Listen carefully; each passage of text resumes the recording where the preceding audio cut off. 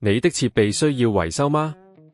我們提供免費診斷，我們上門取件和送件，無需致電或出行。維修前先發送報價，你確認後才繼續。簡單、透明、專業，連結在簡介裏。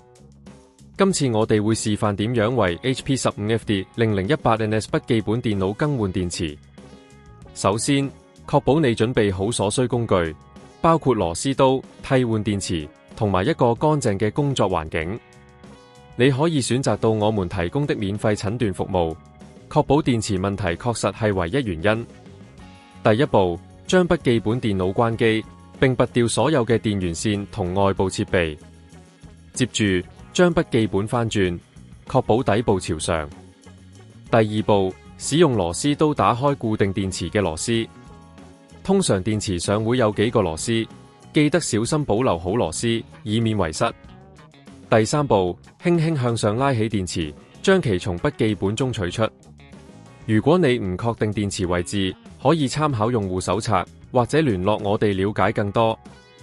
而家你已經成功取出舊電池，下一步係安裝新電池。將新電池對準插槽，小心地推入，確保完全貼合。第四步，重新將螺絲裝回去，固定好新電池。這一步非常重要，因為未固定好可能會影響電池接觸。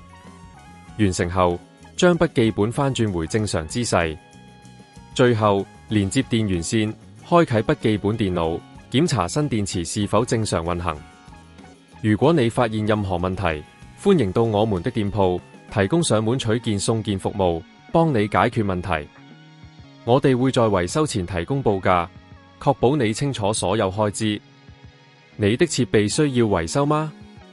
我們提供免費診斷，我們上門取件和送件，無需致電或出行。維修前先發送報價，你確認後才繼續。簡單、透明、專業，連結在簡介裏。